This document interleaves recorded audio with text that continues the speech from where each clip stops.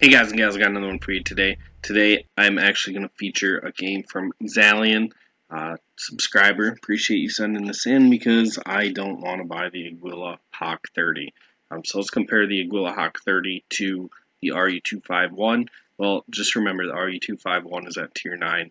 The Aguila is at tier 8. RU has more hit points, it's got better camo, it's a little bit faster. Guns are very similar. I imagine the aim time and accuracies are going to feel very similar to the RU. They're a little bit different. Feel free to pause it and dive deeper into those stats with the stat comparison. But when I compared them side to side, I really felt like the tier 9 RU251, it's just kind of like a balanced version if it were to be a tier 8. It'd be interesting to see the stats from the RU251 when it was at tier 8 and see how that compares to this tank, because I bet you'd be pretty similar to this. Alright, so Xzalion starts off in one of my favorite spots, F4, and if you can catch the team crossing the B line, you can pretty much compress the red team into 25% of the map. However, Xzalion sets up to just get some sniping shots, which is good too. You can see they've already set up a ton of tanks to snipe on their side of the map.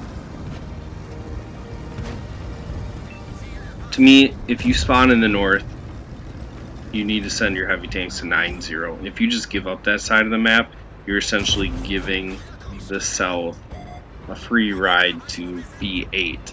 Now B8 is a very easily defensible location with the sniper positions that you're able to put up on the ridgeline. However, if you don't commit to the 9-0, you really need to push out the 1, 2, 3, 4 line. And you can see the red team didn't do that there. Majority of them just sat in C4 and was looking to get sniping shots. Even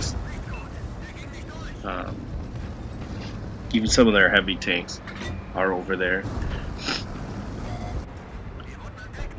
Now, since most of their tanks are in that side, the heavy tanks that were going to go to 890 no longer are really able to do that, because sending 2 or 3 heavy tanks down the 890 is pretty much suicide, especially when you don't have arty. So they set up in B8, and you can generally spot the 890 from B8, but as you can see, you're vulnerable to the southern snipers on this ridgeline. Xzalion's getting some nice shots into this Indian Panzer.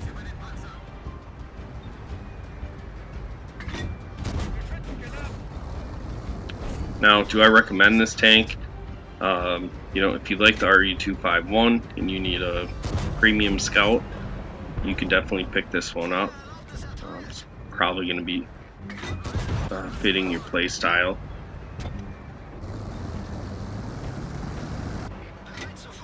I like the French scouts a little better. I like to run and gun, be able to hide in a bush, disappear. But that's just my preference. Drewski, he's recently got the Falcon, the American Tier 8 premium scout tank. He really enjoys that. He just is more of a scout player than I am. When I'm by myself playing, I don't mind playing scouts, but when I'm platooned up, I'd rather be in a heavy. You have the flexibility to pretty much do whatever my platoon needs me to do.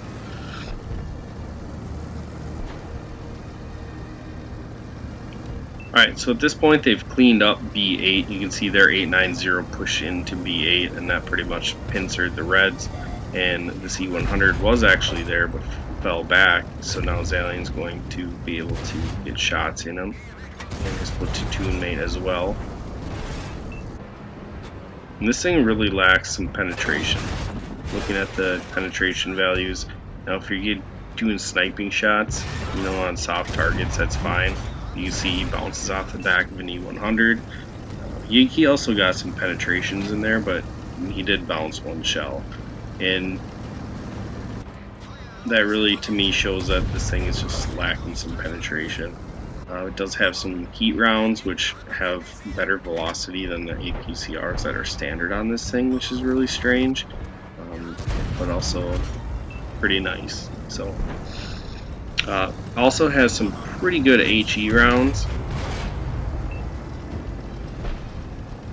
I see Xzalion doesn't take HE rounds with him, but they're probably, I'm guessing they're half shells, like the Brazilian Bulldog has. I could be wrong on that, so feel free to correct me down in the comments. Alright, so unfortunately he runs into his platoon mate, and the red team shuts him down, but obviously he's not too worried about that because this game is in hand.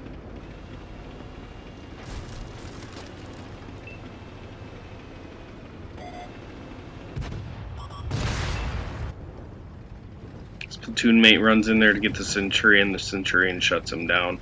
His other platoon mate, T-69, is pushing into the castle. Centurion's going to have to take a few swings at him to take him down, but their T-49 drives in behind and gets a shot into the back of the Centurion. Looks like he was derping. So let's get to endgame stats.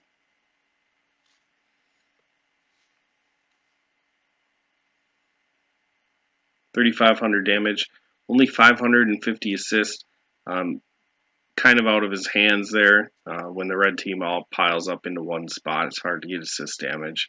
You don't really have to spot for your team. Your team will spot for themselves when they can just run around 75% of the map. He takes top dog. His platoon mate in the Wizard 132 takes second. And yeah, that's really all I got for you. I hope you enjoyed. Make sure you like, share, subscribe, and I'll catch you in the next video.